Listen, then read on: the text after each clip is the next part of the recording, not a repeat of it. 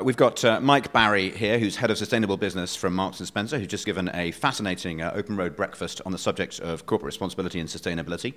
Mike, describe to me what kind of journey you see M&S going from where it's been in recent years to where you'd like it to go to in future on corporate responsibility and sustainability.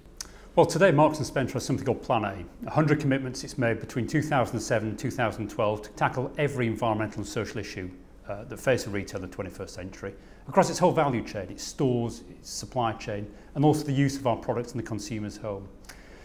Where we've come from is the world of CSR. So 2 or 3 years ago, what we were doing is a series of very big initiatives. All our coffee and tea went fair trade, all our eggs went free range.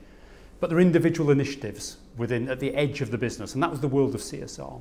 Plan A is different from CSR because it's all the issues. There's nothing being missed out there across the whole value chain.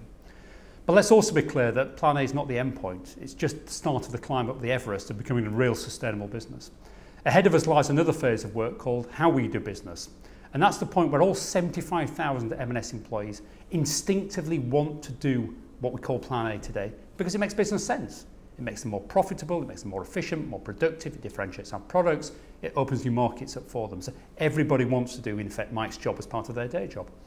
But beyond that lies one final phase, and that's becoming a truly sustainable business. Now, how that looks in 10, 15 years' time, none of us know.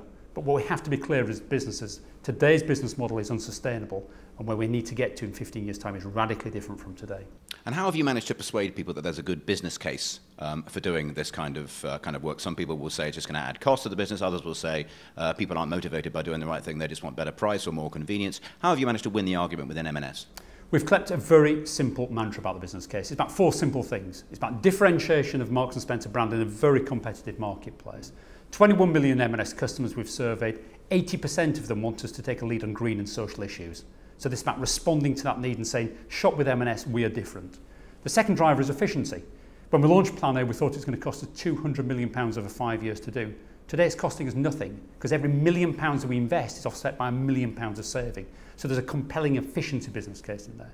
The third reason is to motivate our troops. 75,000 M&S employees working hard for this business, but we want them to be proud about the business they work for. And the fourth area is innovation. It's about developing new products and new services in a low carbon economy that M&S can build upon and prosper with over the next 5 to 10 years. Those are the 4 parts of the business case, and we keep drilling that into the business, and there's a pretty good understanding of that now.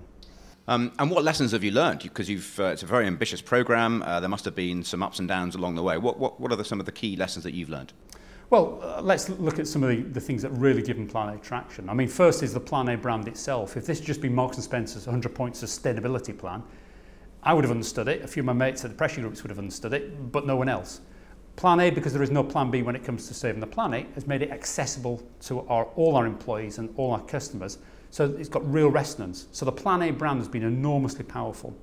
Second thing that's been really helpful is the leadership from the top. Stuart Rose has been a very dynamic, inspirational leader in this space, giving us permission to keep pushing and pressing on what on the surface could be a very difficult time for the business. And he said, no, this is absolutely hard to what M&S stands for. There is a compelling business case we need to keep pushing. And just on the business case and the recession, you've not seen any fall away in interest from either your colleagues internally or from customers about what you're doing? Fascinating, there's been none. Those 80% of consumers that entered the Plan A phase were saying, we want M&S to do this. There's been no change whatsoever. So despite the enormous economic and political upheaval of the last 12 months, people are still saying, we want you to take a lead. In fact, we want you to keep pushing for 2 reasons. One is that we as individuals might do slightly less the next 12 months. Not much less, but slightly less, and we want you to pick up the slack.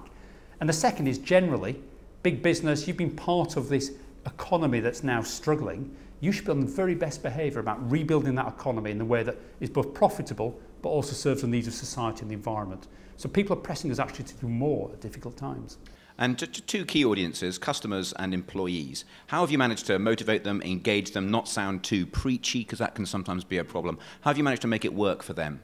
Well, first thing for the customers, I mean, we've told them about what M&S stands for. We just launched a big advertising campaign about 2 weeks ago that's called Do the Right Thing.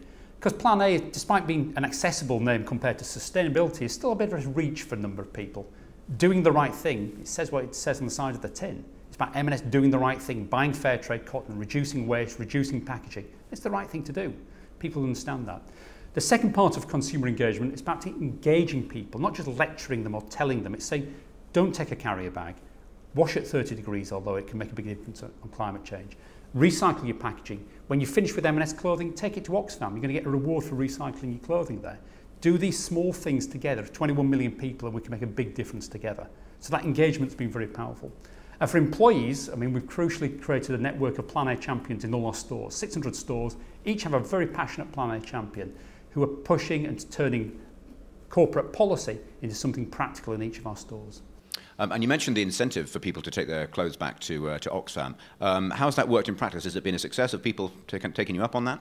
Well, just understand what we're trying to do here. 350 million garments that we sell every year. We want to drive recycling of that. 80% of it ultimately ends up in landfill. That's crazy. We could take it back in our stores or ask people to go to clothing banks. That's a little bit difficult. But Oxfam, 750 charity shops in the UK, are desperate for M&S used second-hand clothing. It's good quality. They can sell it for a reasonable price. So what we've done over the last 18 months is we've encouraged M&S customers to take used M&S clothing back to Oxfam stores and donate them there. The simple numbers, 850,000 M&S customers have done that, taken 3 million garments back to Oxfam shops. Oxfam have then sold that clothing, raised nearly £2 million to fund their things like the Rwandan programme in Africa, vital social work. And you know what? We give people a voucher as a reward for doing that. 55% of people are then coming back to our stores to redeem those vouchers, compared to a normal 2% redemption rate when we cold send out the mail out to people in their homes.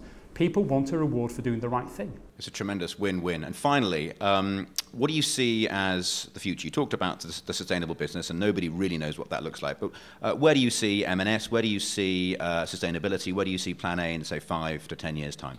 Well, I think 5 years, as I said, is about how we do business. So it's the Plan A commitments we have now, pushed on a little bit probably, but it's about getting culturally every single person in the business just to own it and drive it themselves without being pushed or asked to do it. They just want to do it for business reasons.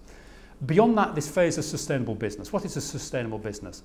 All I can tell you is it's radically different from today. It's going to be closed loop. There'll be no waste from it. Everything that we sell, everything, the packaging we use, all the waste in our supply chain will be reused as a useful raw material.